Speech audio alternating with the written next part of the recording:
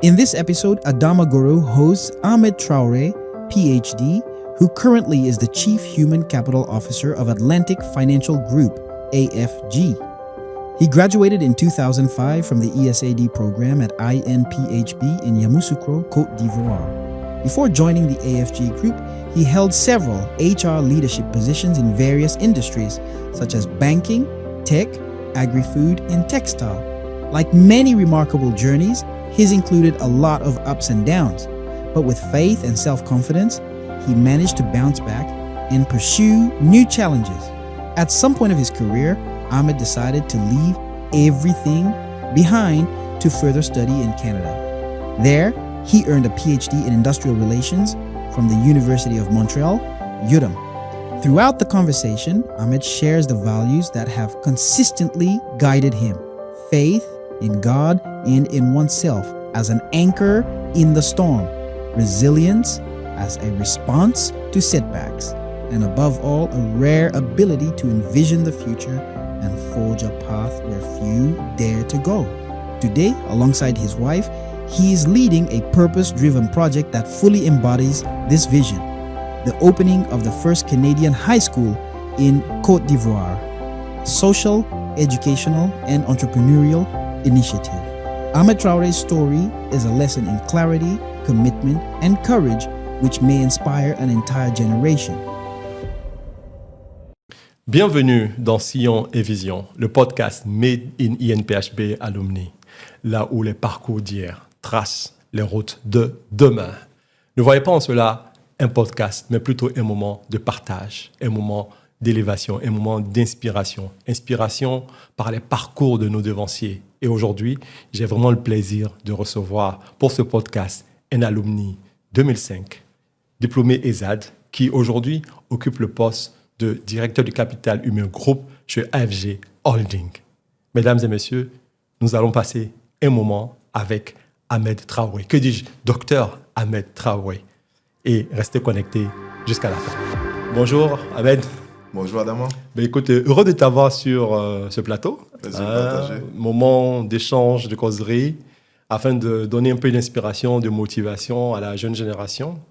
Et l'INPHB Alumni a pensé ce moment comme étant ce cadre, afin que par vos expériences, par votre parcours, je parle en tout cas des alumni, on puisse justement donner à cette génération-là, continuer à leur donner le goût de l'excellence et le goût du travail bien fait.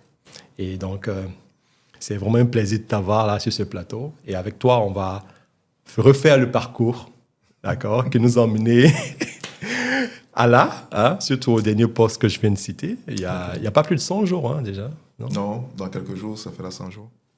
Donc, c'est tout nouveau. OK. Alors, pour entrer dans le vif du sujet, on sait que le parcours ESAD, c'est un peu particulier. Donc, déjà, commencer par expliquer c'est quoi l'ESAD pour ceux qui ne sont pas de la maison. Et ensuite, comment est-ce que Ahmed arrive dans ce parcours ESAD? Déjà, dire que donner, c'est recevoir, recevoir, c'est donner. Donc, c'est toujours avec beaucoup de plaisir qu'on partage notre parcours avec nos cadets et nos jeunes, de sorte à ce qu'ils voient que ce qu'ils sont en train de faire a du sens et que ça va leur porter loin. L'ESAD, c'est l'École supérieure d'administration qui regroupe aujourd'hui, on va dire, deux options. L'option ressources humaines, gestion des ressources humaines, et l'option communication. À l'époque, c'était trois options. Quand on y est entré en 2003, et quand ça a été créé en 1999, je pense bien, avec trois options qui étaient les options communication, institutionnelle, gestion des ressources humaines, l'option bilingue et relations internationales et l'option juridique et comptable. Donc moi, je suis de cette, on va dire, de ce parcours-là. La première formule. C'est ça, la première formule, mais aujourd'hui qui a beaucoup évolué, qui doit être, je pense, à sa troisième version aujourd'hui. Après l'épisode de banque et finance, tout ça. Moi, j'entre à l'INPHB à la suite d'un BTS en communication d'entreprise, obtenu au CBCG de Cocody. Donc, je passe le concours d'entrée dans les classes d'ingénieurs de l'ESAD en 2003. Je passe 2 ans dans l'option communication institutionnelle gestion des ressources humaines, où j'ai terminé, on va dire, en 2005 et diplôme délivré en 2006. Voilà. C'est bon à signaler pour dire qu'il y avait vraiment un décalage et tout ça. OK. C'est quand même particulier, puisque la plupart des gens entrent après le baccalauréat. Mais comment tu t'es senti dans cet institut en entrant avec un niveau Bac plus 2 déjà, après avoir connu quelque chose d'autre? Disons qu'il y a un avantage, forcément. L'avantage, c'est qu'on y arrive avec une certaine maturité. C'est vrai que nos cadets qui arrivent à l'INPHB après le bac, c'est bon, ils sont assez jeunes. Ils ont encore la fougue, le zèle d'apprendre tout ça. Et nous qui arrivons après 2 années passées dans une autre institution, soit l'université, soit une grande école, on arrive avec déjà un bagage, qui est un bagage plus ou moins professionnel, puisque la formation qu'on a au niveau du BTS ou de l'université nous dirige automatiquement vers le travail, oui. Donc, quand on arrive à l'INPHB, c'est vraiment dans une optique de pouvoir, on va dire, approfondir les connaissances acquises au premier cycle, pour certains, ou au second cycle pour d'autres, parce que d'autres y sont entrés avec la maîtrise quand même. Donc, on y arrive avec un esprit vraiment de pouvoir apprendre le métier de demain. Moi, quand j'arrive, j'avoue que je n'ai pas d'appréhension particulière. Ce qu'il faut savoir, c'est que le concours de l'ESAD, à l'époque, était un concours très sélectif. Ouais. On avait pratiquement 1000 candidats au concours d'ingénieur de l'ESAD pour n'en retenir que 30. Wow, 1000 sur 30. Déjà, les 30 qui arrivent à l'INPHB après ce concours-là, c'est clair que c'est des gens qui ont un certain bagage, cette appétence pour l'apprentissage et vraiment pour l'excellence. Donc, ce sont des gens qu'il faut déjà souligner. Donc, moi, j'arrive en 2003 du moins, à l'INPHB. C'est la première fois d'abord que je vais dans un internat. OK. Donc, ça, c'est déjà une chose. Donc, comme tout le monde, on a l'esprit d'aventure, on a l'esprit d'indépendance. Parce que là, on va être sans les parents. Bien sûr, on a la clé. C'est ça, on a sa chambre, et puis et tout ça qui va avec. Et en plus, l'autre chose qui est assez intéressante, c'est qu'on arrive boursier. Donc, on arrive dans un cadre, à l'époque, on va dire féerique, parce qu'on est entre étudiants, on dirige notre temps, on dirige nos ambitions. On y arrive avec beaucoup de rêves, beaucoup d'ambitions. Tous ceux qui connaissent l'INPHB savent qu'on se dit quand on arrive à l'INPHB, forcément on va finir directeur. Donc il y a cette ambition. C'est pas faux. C'est pas faux d'y penser. Il y a la ce preuve là qui est là. La preuve en face de moi. Bon, disons que ça demande encore beaucoup de travail. C'est clair. Et quand on arrive, tout de suite il y a l'esprit INPHB. Et surtout à l'SKE que tu connais très bien. Il y a cet esprit-là qui veut que déjà on se mette dans la posture du professionnel. C'est clair. On se mette dans la posture de celui qui va diriger du manager en étant déjà étudiant. Donc c'est toute une transition qui se fait avec les autres filières qu'il y a, toute la concurrence qu'il y a que tu connais très bien. Il y a même, on va dire, des fights intellectuels qui se font. Bien sûr. Mais tout ça dans la bonne ambiance, de sorte à ce que chaque filière ait son identité. Et nous, à l'ESAD, je peux dire qu'on a bâti notre identité. Effectivement, parce qu'il faut dire que vous étiez déjà dans un environnement où les places de parking étaient déjà partagées. Tout à fait. Tout à fait. Et nous, on a travaillé, nous, la 5e promotion, après nos années, bien sûr, des 4 premières promotions, on a travaillé à bâtir cette identité, qui aujourd'hui est reconnue, qui est affirmée, et qui nous place aujourd'hui parmi quand même les meilleures filières de l'SKE, avec des taux d'insertion qui avoisinent pratiquement les 90-100%. Waouh. Voilà. Wow. Oui, c'est aussi une belle solidarité chez ESAD que je constate. C'est vrai, il y a une PHB de façon générale, mais ESAD encore plus aussi que je constate. Tout à fait. Et l'une des choses qu'il faut relever, c'est que l'INP, c'est un esprit. On ne s'en rend pas compte peut-être quand on y arrive au départ, mais ça reste un esprit. On y sort transformé, on sort de là avec une envie de gagner, une envie de transformer le monde. Et je pense qu'on ne trouve ça nulle part ailleurs. Ouais, une envie de transformer le monde. Donc toi, comment tu commences à transformer le monde après ESAD? Déjà, je quitte la cité en juillet 2005. J'ai mon premier stage, qui est un stage pré-emploi que j'ai chez ADM Cocoa. Il faut dire que moi, je suis de l'option communication et gestion des ressources humaines. Donc, mon premier stage, c'est en communication d'entreprise. Chez ADM Cocoa, je fais 9 mois. Et pendant les 9 mois, comme tu le sais, je suis en contact avec mes aînés de l'école qui me coachent. Ah ouais, toujours les mentors. C'est ça. Et c'est un élément important pour que les cadres le sachent. Le mentorat, c'est un point fondamental de l'INPHB. Pour ne pas dire c'est le point fondamental. Donc, j'ai un de mes aînés aujourd'hui, Père Sonor Habib Soro, qui était au niveau de Versus Bank, qui m'appelle, qui me dit, il y a une opportunité chez moi, est-ce que tu es intéressé? J'ai dit oui, donc il me dit, envoie-moi ton CV. Quand j'envoie mon CV, il ramène, il me dit, non, ton CV n'est pas bon, il faut le corriger. Je le ramène, il dit, non, c'est pas bon, il faut le corriger. Au moins 3 ou 4 fois. Donc ils me disent, bon, maintenant on peut regarder ça. Donc il envoie mon CV à la DRH, qui est toujours là, Gisèle Laudignon, que je salue au passage, qui me donne ma chance en tant qu'assistant ressources humaines. Et donc, je fais mes armes auprès d'elle, j'apprends le métier avec tous les ailes que tu connais, la cravate, le costume tous les jours. la chaussure cirée. En tout cas, quand on commence là, on est déjà dans la peau du directeur, quoi. On va dire ça comme ça. Il y a longtemps, on fait ça. Ouais, il y a longtemps, on fait ça. Le costume, c'est pour aller en classe. Donc, quand on commence à travailler dans le secteur bancaire, ça va de soi. Et je travaille avec Gisèle pendant, on va dire, une année, en tout cas moins de 2 ans. Et puis, j'ai la chance d'être recruté par le groupe Banque Atlantique pour rejoindre la filiale du Togo. Ah, donc là, c'est un retour à la maison, en quelque sorte. Ouais, c'est ça. Donc, on va dire, j'ai fini en 2005, j'avais 25 ans. En 2007, j'avais 27 ans. Et j'ai ma première opportunité de direction, où je rejoins la Banque Atlantique du Togo comme directeur des moyens généraux des ressources humaines. Donc, en fait, tu as hacké le système On peut dire ça pendant 2 ans. de ressources humaines. Oui. Parce que là, c'était trop jeune, on peut dire. Mais j'avoue que même moi, quand je sortais de l'école, j'avais prévu être directeur au bout de 5 ans. C'est-à-dire, les autres, c'était 10 ans. Moi, j'avais dit 5 ans. OK. Et il faut dire que Dieu a son plan pour chacun de nous. Et moi, après 2 ans, j'obtiens mon premier poste de direction dans une banque qui était en pleine expansion, la Banque Atlantique et dans sa filiale du Togo. Bon, donc, attends, on marque une pause là. OK? Je veux résumer. Il faut 10 ans pour être directeur. Et tu te dis, c'est trop. En sortant de l'école, tu te fixes pour objectif qu'en 5 ans, Tout à fait. tu feras ce qu'il faut pour être directeur. Tout à fait. Et tu es directeur après 2 ans. Mais en fait, ce qu'il faut savoir, c'est qu'il y a tout un cheminement. Justement, et c'est ça le secret. Parce que là, tu imagines, quand les cadets vont regarder ça, ils vont se dire, quoi? Directeur en 2 ans? Ils vont commencer à rêver, mais il faut commencer à leur Ils sont capables. Ils sont capables. Ça, c'est déjà bon. Maintenant, il faut qu'on leur lève un coin de voile. Si. Ouais, En fait, c'est vrai qu'il y a l'opportunité et tout ça, mais pas que. non. Il faut être prêt quand ça arrive. Si. Ouais. L'idée, moi, quand je sortais de l'école, j'ai fait ce qu'on appelle un projet professionnel. On le dit, on pense que c'est la théorie, c'est pas de la théorie. Projet professionnel. C'est la vérité. Je me suis projeté, je me suis dit, pour être directeur, quels sont les requirements qu'il faut, quelles sont les conditions. Et la première condition, c'était 10 années d'expérience. Et minimum, c'était Bac plus 4, Bac plus 5, avoir occupé un poste de direction de responsable avant. Ouais. Donc, quand je fais mon projet professionnel, moi, je sors de l'école, je dis, à quel point j'ai 10 ans. 10 ans, c'est trop. Donc, quand j'ai regardé ça, j'ai dit, bon, ok, ce qu'on fait, déjà, la condition de Bac plus 5, il faut que j'arrive à l'avoir. Donc, je m'inscris tout de suite après l'INP pour faire un Pour master. valider ça. Ça, c'est ce que j'ai fait. OK. Et ensuite, j'ai les 10 ans, ça va être compliqué de les avoir. Mais par contre, ce que je peux faire, c'est qu'à chaque fois que j'ai l'opportunité de pouvoir aller me défendre, il faut que je démontre que je n'ai pas 10 ans, mais que j'ai les compétences. De quelqu'un qui a les 10 ans. 10 ans. Et donc, ça fait que, bon, j'arrivais au travail 7h moins, je repartais à 20h tous les jours. Wow. Et en moins d'une année, j'avoue que Gisèle pourra le témoigner peut-être un jour, j'arrivais à faire toute la fonction de ressources humaines, du recrutement, à l'administration, à la paye, et tout ce qui est lié en tout cas à RH. Donc, quand je me retrouve pour la première fois à faire une entrevue pour un poste de directeur, j'étais en concurrence avec des directeurs confirmés. Ouais.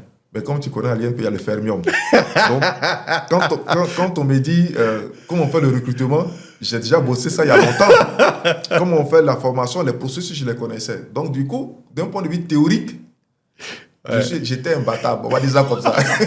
En tout cas, c'est pour parler. Donc, je n'avais pas les 10 ans, mais la connaissance théorique du métier, je l'avais. Ouais. Le code du travail, je l'avais pratiquement par cœur. Wow. Donc, je le connaissais. Donc, toutes les questions théoriques sur la fonction, je les avais. Wow. Ce qu'il fallait, c'est qu'il fallait quelqu'un pour croire en moi. Ouais.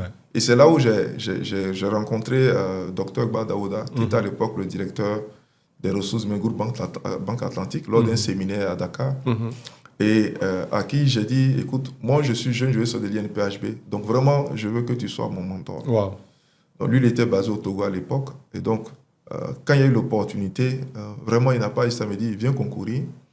J'ai fait les entrevues avec les DG des filiales, tout ça. Et à la fin, ils ont estimé que j'avais du potentiel, que je pouvais apporter beaucoup à ce groupe qui grandissait. Et ils m'ont fait confiance. Et j'avoue qu'ils n'ont pas été déçus. Wow. Donc là, on parle de déjà 2 mentors. Oui. Au moins. Oui. Ouais. Et là, on est qu'au début. Oui, mais... C'est juste pour expliquer en fait à quel point c'est important. J'en ai eu même 3. Oui, je veux dire, oui, justement, c'est pour expliquer à quel point c'est important, justement, d'avoir des personnes de qui on peut s'inspirer, mais surtout d'être prêt, en fait. Si, et j'ai oublié un qui est le grand frère Diané, mais qui était à l'époque le directeur des ressources humaines de la manutention africaine.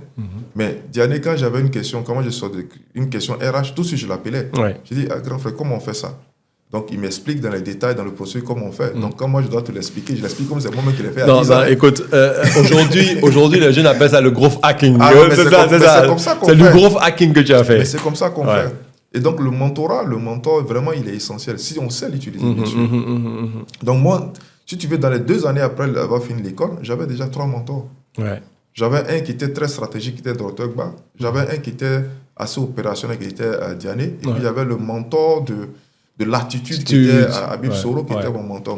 Donc, ça t'a permis vraiment de couvrir... J'ai fait 10 ans, 2 ans. les compétences clés. Ouais. Et donc, tu passes le temps au Togo. Donc, première expatriation, du coup, déjà. Tout à fait. Ouais. Donc, le Togo, je me marie, je vais au Togo, parce que c'est un élément aussi important qu'il faut souligner. Donc, je vais avec mon épouse au Togo. On passe, on va dire, autour de 2 années au Togo. Et j'ai un de mes anciens directeurs de Versus Bank qui est dans un projet de création de banque qu'on appelait Crystal Bank Corporation. Crystal Bank, oui, je me rappelle. Donc, il avait été recruté comme le directeur commercial de cette banque-là. Et qui me dit, Ahmed, écoute, viens, on va travailler ensemble, on va monter la banque from scratch. Et je pense que tu es capable. Et puis, l'envie de revenir au pays et tout ça. Disons, l'envie, oui, mais surtout de faire un plus par rapport à ce que j'ai déjà. Commencer de zéro. Quelque chose. Et là, c'est de la stratégie. Bâtir en fait. De zéro. Donc, je reviens en Côte d'Ivoire. Le département RH. Oui. Donc, on le bâtit. On fait tout ce qui est process, procédure. On fait les premiers recrutements des directeurs, tout ça. Malheureusement, le projet n'aboutit pas après 5 mois. Donc, on se retrouve tous au chômage. Ça. Et ça, on était en novembre 2009. Et comment tu as vécu ce moment? Avec beaucoup de sérénité. Pour quelqu'un qui n'avait jamais connu ça, on va dire. Avec beaucoup de sérénité. De toute façon, j'étais qu'avec ma femme, hein, donc c'était chaud. Nous deux, on peut se débrouiller. Donc, avec beaucoup de sérénité, novembre 2009 du moins, le projet est abandonné, le projet est fini. Décembre 2009, je pars à la Mecque. Et ça, c'est une parenthèse très importante qu'il va falloir qu'on souligne aussi. Je pars à la Mecque en 2009, à 29 ans. Je reviens du Hajj en décembre. En janvier, je suis recruté à la Basic comme directeur. Non, mais attends, il y a un truc là. Hein? Là, donc, déjà, un plan, OK, la préparation. Oui, toujours. L'accompagnement avec les mentors. Oui. La prise de risque. Oui. Parce qu'effectivement, on laissait quelque chose qui était stable pour aller commencer un projet de zéro. C'est ça. Et la résilience, parce que là, il y a un moment vraiment de difficulté. Tout à fait. Et la foi. Qui est l'un des piliers de la réussite. Les gens, beaucoup s'amusent, mais la foi, c'est l'un des piliers de la réussite. Moi, quand je me retrouve à la Mecque en 2009, quand tu te retrouves sur Makam Ibrahim où tu fais ta doigt, mais tu crois et tu sais que ça va aller. Donc, quand je reviens, même pas un mois. Je vais, et c'est encore là un de mes anciens directeurs qui me réfère à la Basic. Donc, je vais rencontrer le DG aux environs de, on va dire quoi, 16h, 17h à son bureau. Il me pose des questions. Il m'a posé peut-être 3 questions. Je pense, pas plus que ça. On a fait peut-être juste 15 minutes.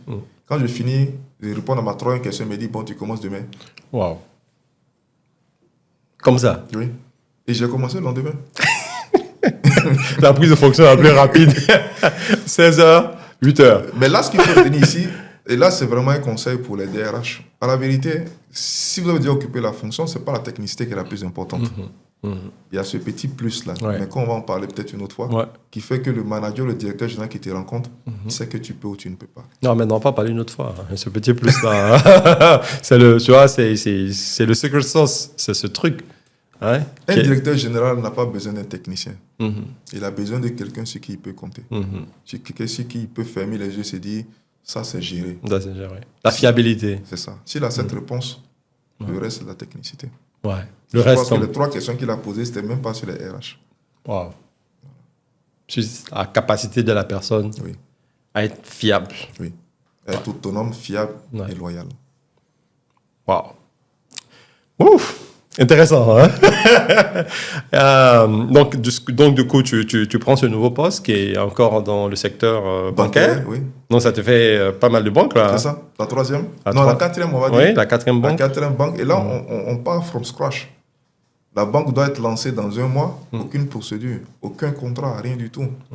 Donc, je travaille là encore avec les autres directeurs du CODI à lancer la banque, ce qui est un succès d'ailleurs.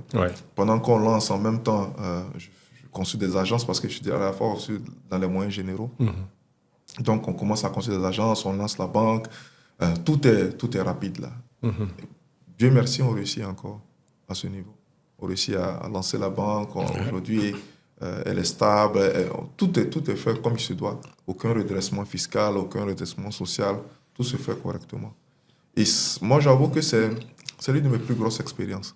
Parce que là, c'est vraiment où j'ai pu allier à la fois l'opérationnel et la stratégie. Parce qu'il fallait être, je veux dire, le matin dans la stratégie et puis l'après-midi dans les bottes sur les chantiers pour voir l'exécution des travaux et tout ça.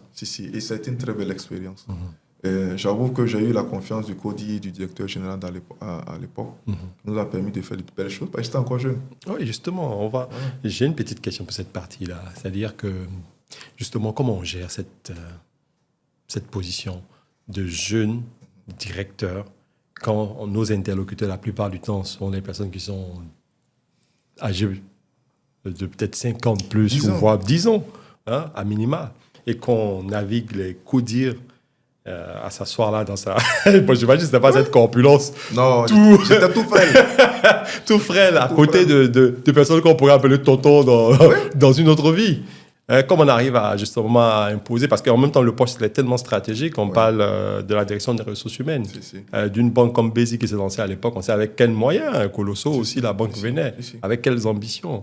Donc, bon, c'est vrai que ce n'était pas la première fois, mais comment est-ce que, en termes d'attitude, 2-3 petits topos que tu pourrais donner à nos jeunes qui sont de plus en plus confrontés à ça, puisque maintenant, ils arrivent à 16 ans avec le bac. Tout à fait. Ils finissent, ils n'ont même pas encore 20 ans pour les premiers.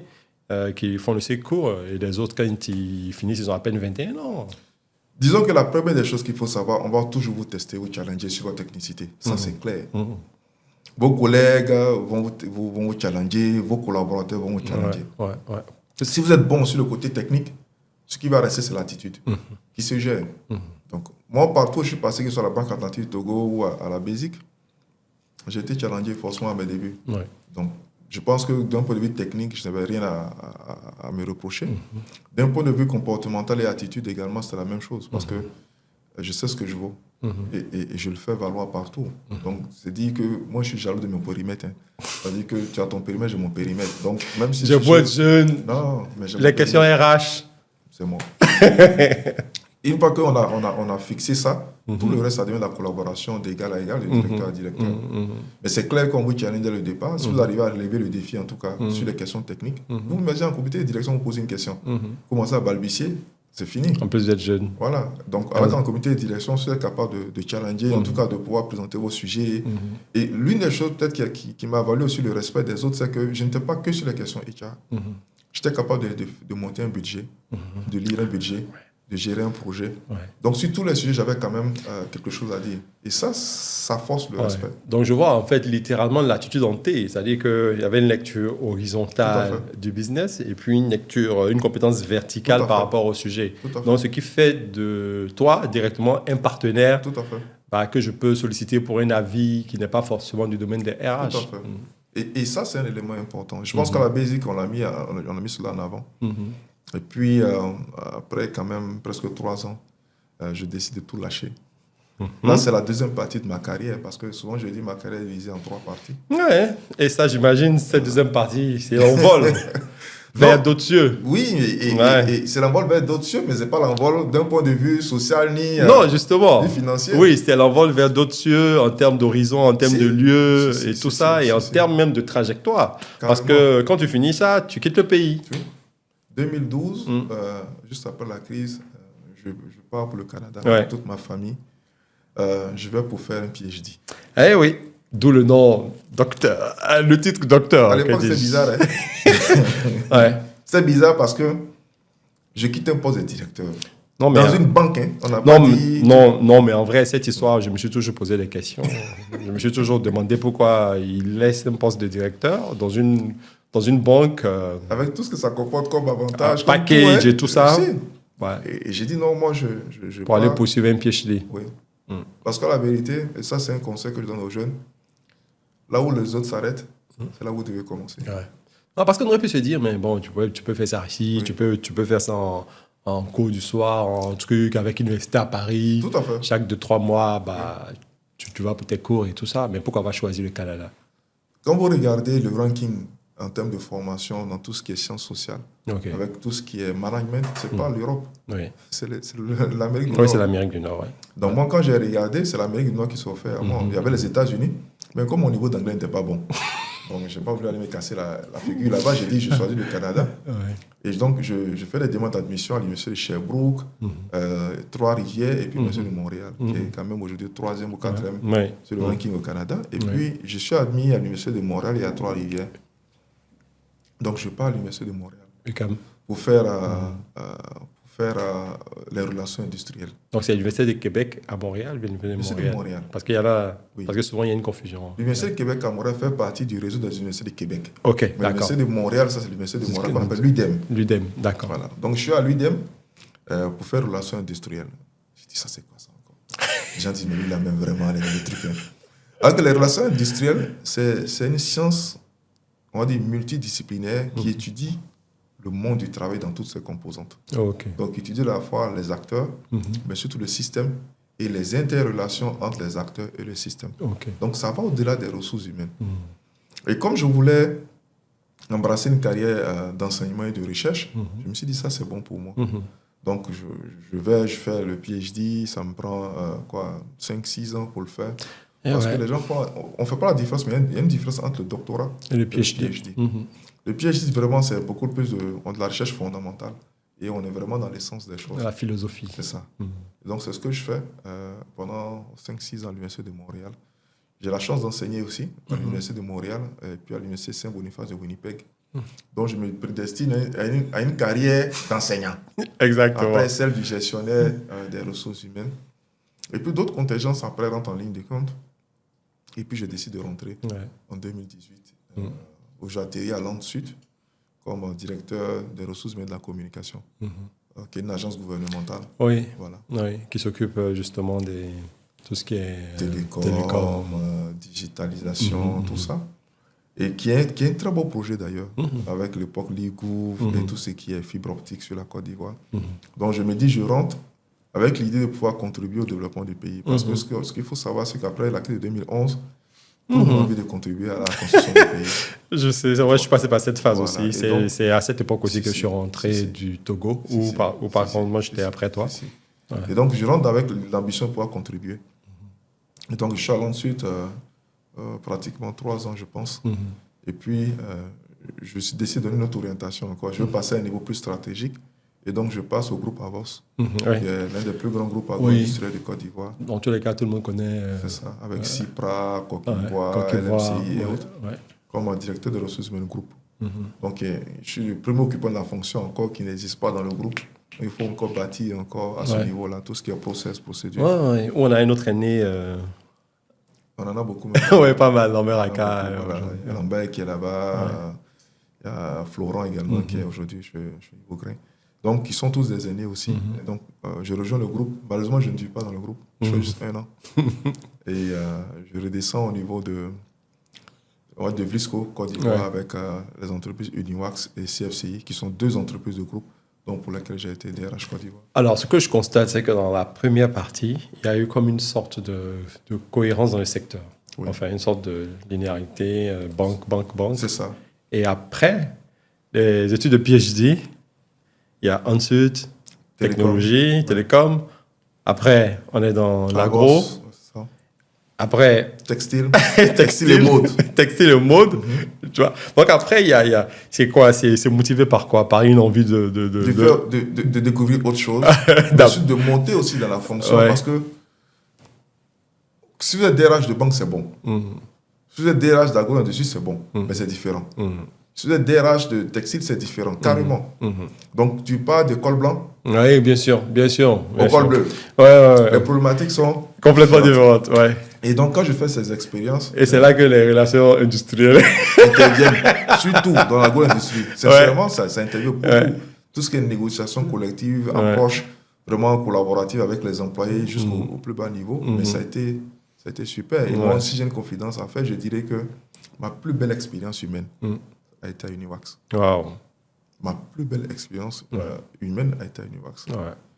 Le jour où je pars d'Uniwax, c'est une idée d'honneur que les collaborateurs font Pour une de la DRH, direction jusqu'à la sortie. c'est pas tous les jours qu'on vous lance des lauriers. Non, mais émotionnellement, j'étais vraiment... Et d'honneur. vraiment touché, sincèrement. Wow. Bravo. C'était la première fois. Donc, c'est ma plus belle expérience humaine. Ouais. Et je quitte Univax et là, je suis revenu dans mon premier secteur, qui est mon secteur de prédilection, que j'aime beaucoup, qui est celui de la banque. Donc, on a commencé pas vraiment dans le cacao, C'est ça. on va dire. Mais je veux dire, on commence vraiment à rentrer dans le costume par la banque. Et là, quand le costume nous est taillé, le plus parfait, Ça. là, on est encore dans la banque. Et puis, quelle banque? Un peu comme un retour à la maison. Si. N'est-ce pas? Mais j'avoue que même quand je rentrais en Côte d'Ivoire, c'est pas pour mon employeur que j'ai dit ça. Hein. Ouais. Ben, c'était cette banque-là que je visais. Ouais. Donc, dire que la première expérience aussi a été très bonne, parce que vouloir revenir, c'est déjà quelque chose de bien. Donc, aujourd'hui, justement, tu occupes le poste de directeur du capital humain. Hein? Et Du groupe? oui, du groupe AFG qui- Holding. Presque 21 entités composées à la Et t'es allé fois. dans combien de pays aujourd'hui? Déjà, on a cette bancaire, on a des banques, Mmh. on a des compagnies d'assurance, Ouais. on a la microfinance, L'agro.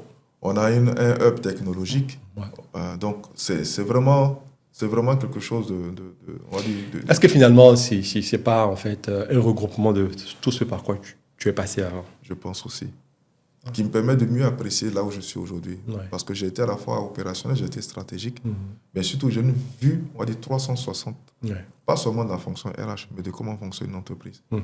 Donc être capable d'intégrer justement les contingences des autres secteurs, des autres métiers dans les ressources humaines, c'est là où je suis rendu aujourd'hui. Ouais, ouais, ouais.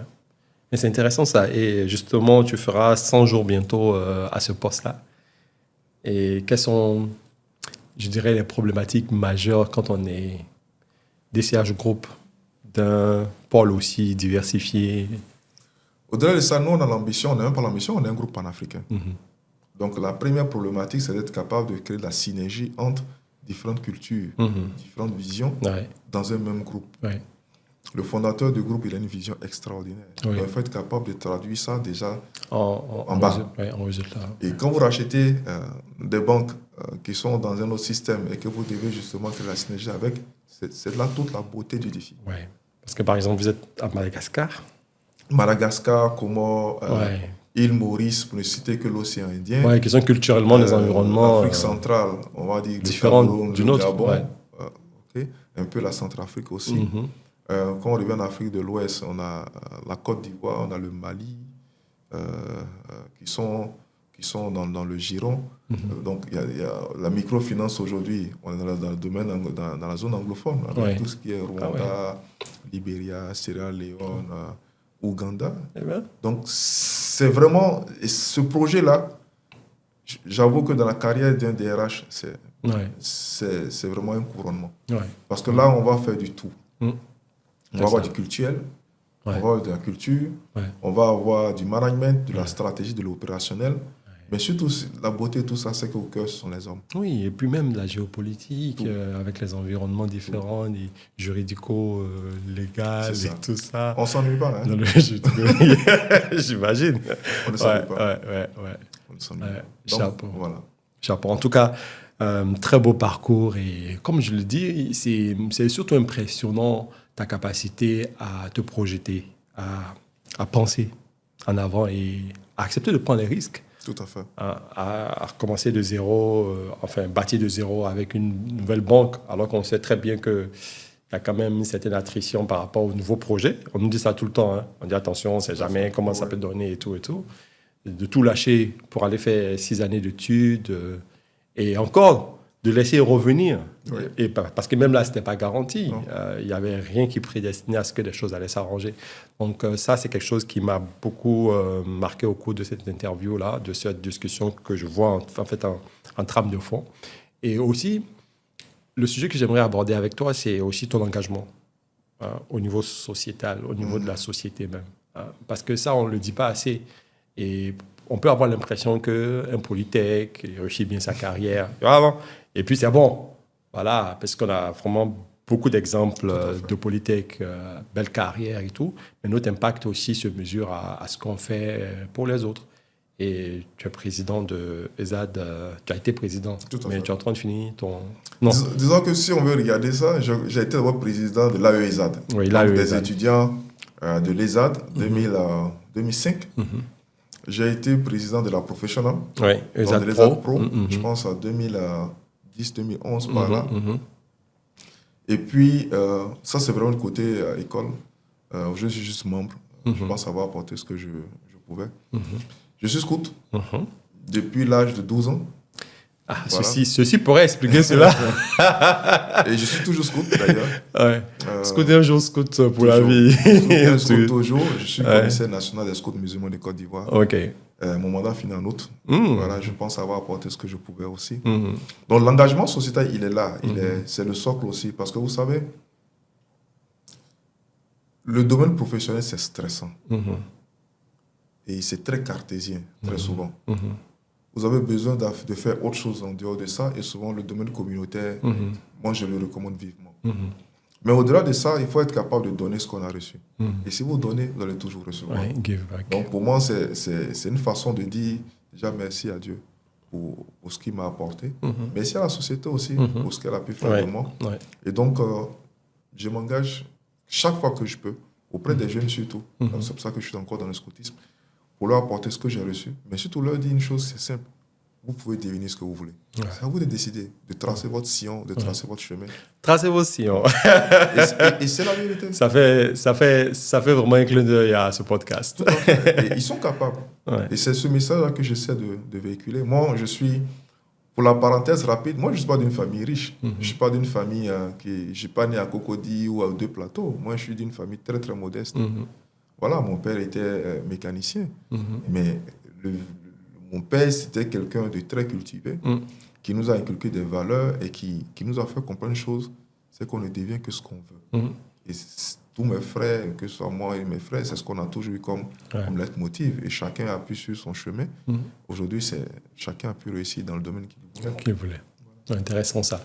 Et cet engagement, il ne s'arrête pas qu'au domaine social, parce que tu portes un projet de transformation aussi pour le pays social. qui n'est pas mal. Oui, c'est social parce pas, que... voilà, c'est dans tous les cas, une entreprise reste aussi un acteur social important. Tout à fait. Et là, tu es en train de rejoindre quelque chose, ta passion pour l'enseignement, qui se révèle à travers un projet. Disons que c'est une continuité. Ouais, on va en parler. C'est le projet d'une école. C'est ça. C'est une continuité parce que le capital humain, qui dit capital me dit formation. Ouais. Donc la formation, on la voit très souvent après le post-bac. Mais la vérité, la qualité de la formation, c'est avant. Ça commence plus loin. Donc je me dis qu'aujourd'hui, si je suis capable de contribuer à relever le niveau de l'éducation, de l'enseignement pour des jeunes dès le bas âge, je vais contribuer forcément à améliorer le capital humain un peu plus tard. Okay. Donc c'est un projet familial avec mon épouse qui est enseignante aussi, donc qui aujourd'hui porte le projet parce que c'est elle qui est vraiment le manager de l'école. Moi, je suis celui qui accompagne, qui appuie, tout ça. Et donc, on ouvre en Côte d'Ivoire la première école canadienne, la première école internationale canadienne ici, en Afrique de l'Ouest d'ailleurs. En Afrique, vous n'avez qu'une seule école canadienne francophone, c'est en Tunisie.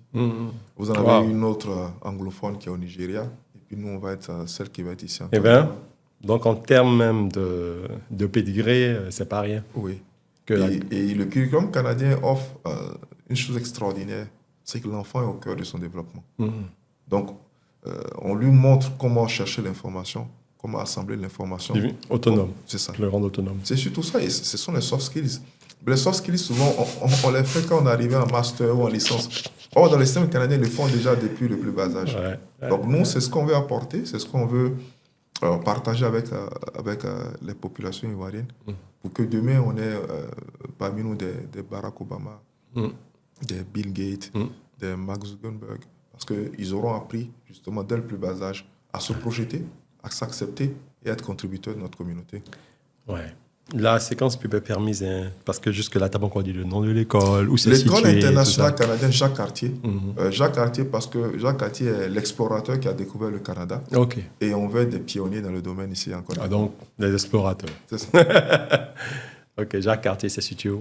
Benjerville, derrière le jardin botanique, ou derrière la cité de la Selle, dans un cadre, on va dire, éco-éducatif.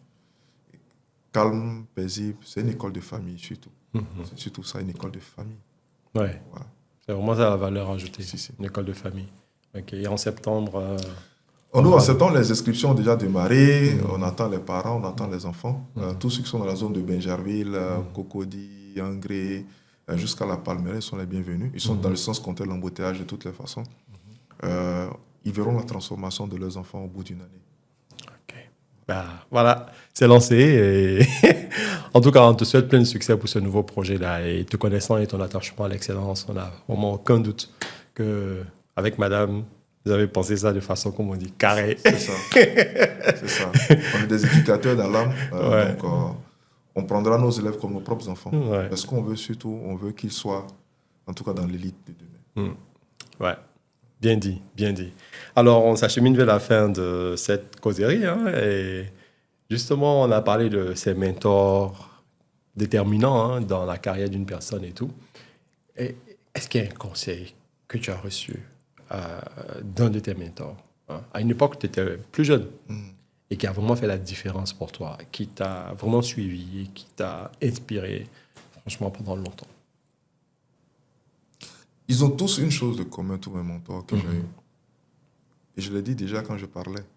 Là où les autres s'arrêtent, c'est là où je commence.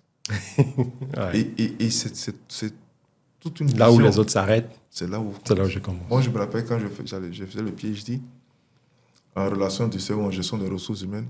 En Côte d'Ivoire, les gens pensaient... Un DRH ne pensait pas aller faire un PhD. Mais après, moi, on a beaucoup qui ont... Ouais, aujourd'hui, on a beaucoup de docteurs. Donc, il faut que je cherche encore autre chose.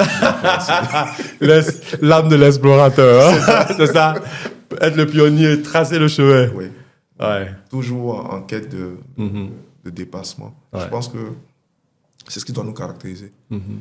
Faut toujours se dépasser. Et je pense que si on le fait pour nous, mais on transforme notre environnement, nos proches, notre communauté. Ouais. Bien dit. Alors, on sait tous, la vie sur la cité, cette école commence à nous a transformés. La site. La site, comme on disait. La site qui ne dort jamais. C'est ça. Jamais d'ailleurs. Jamais. Chacun ses problèmes. Tout le monde sait qu'on ne dort jamais, mais chacun a une raison pour ne pas dormir. C'est comme ça.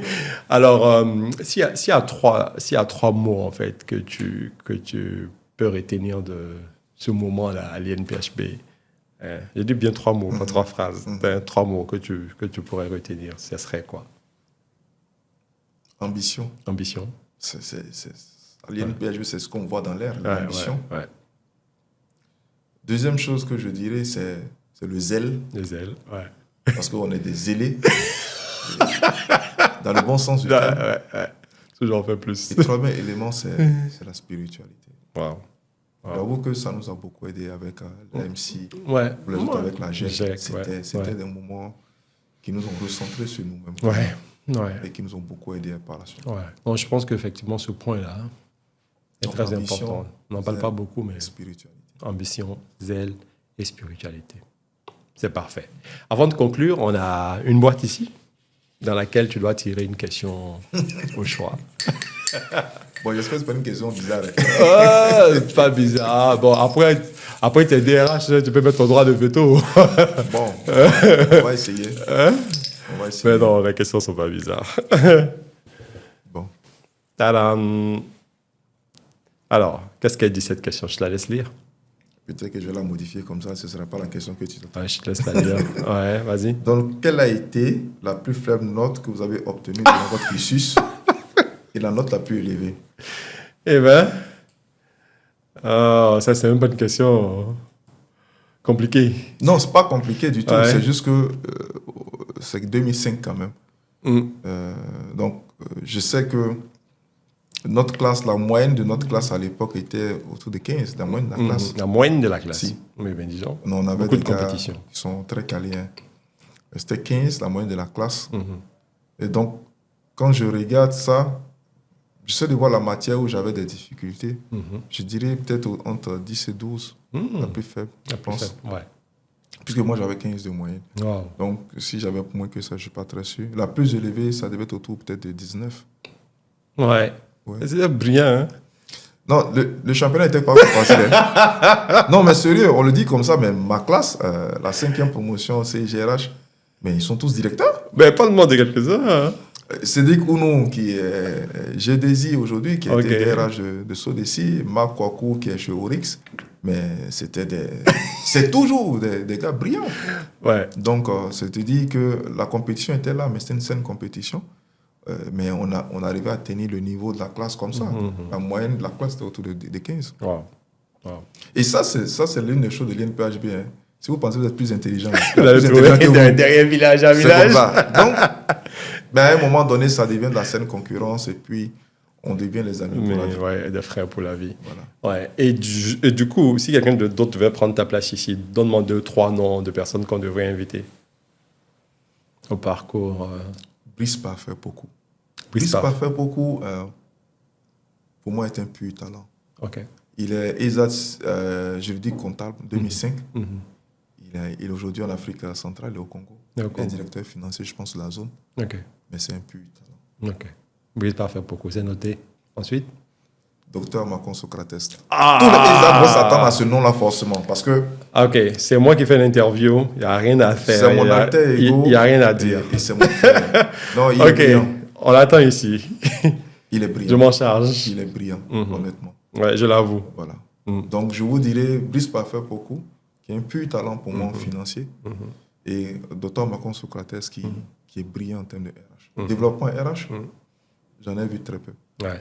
Docteur. Ouais. À Macon Socrates. C'est ça. C'est la fête de docteur. De PhD de docteur. Ouais. Ouais. Alors, donc, franchement, le dernier mot que tu pourrais nous laisser. Déjà, merci à Alumni, INPHB. Merci à la présidente Diane Adou. En tout cas, notre présidente très, très forte. Hein. Très, très dynamique. Mais Diane, il faut laisser les cheveux, c'est ce que j'aime. Donc, juste lui te dire merci encore une fois pour cette initiative. Merci à Adamo. Toujours un plaisir d'être avec toi. Ben, écoute, plaisir partagé. On apprend toujours avec lui et honnêtement, les jeunes ont beaucoup à apprendre de vous. Ben, écoute, merci à toi pour ton temps. Je sais que ce n'est pas easy. Tu es dans une phase vraiment d'intégration encore, hein, parce que tes 100 jours ne sont même pas encore arrivés à terme. Mais tu as trouvé le temps et ça respecte bien ta devise de donner toujours en retour. Et ça, c'est vraiment fondamental. Voilà. Et donc, merci encore pour ta présence et j'espère que tu n'as pas boudé ton plaisir à... Pas du tout. Bonne chance encore dans tes projets et c'est certain que ça va marcher par la grâce de Dieu. À bientôt surtout. À bientôt surtout. Merci beaucoup. Chers alumni, chers Polytech, c'était donc Sillon et Vision. Et comme vous l'avez constaté, nous sommes allés à la découverte du parcours inspirant de docteur, que dis-je, PhD. Il a dit lui-même, il y a une petite différence, donc on va garder son titre, PhD, Ahmed Traoré, actuellement DCH Group au niveau de AFG Holding, qui nous a partagé ce que je pourrais appeler son parcours de vie, mais surtout les leçons qui ont fait de lui la personne qu'il est aujourd'hui. Et je pense que c'est vraiment très inspirant. Et vous avez de la chance de pouvoir écouter des alumni de ce calibre qui partagent en toute transparence, en toute vulnérabilité, les choix qu'ils ont faits, les personnes qu'ils ont rencontrées, ce qui a été déterminant dans leur carrière. Alors, ce n'est pas un mode d'emploi, c'est juste quelque chose qu'on lance à l'eau afin que chacun s'inspire de ce qu'il pourra y trouver. Donc, en espérant que vous avez trouvé plaisir à suivre ce podcast, je vous dis à très bientôt. N'oubliez pas de liker, de partager, de faire connaître ce podcast-là auprès de la communauté afin qu'on puisse toucher encore plus de monde. Je suis Adama Goro et j'ai eu un réel plaisir à passer ce temps avec Dr Ahmed Traoré. Et on vous dit à bientôt. Mettez les cœurs et partagez.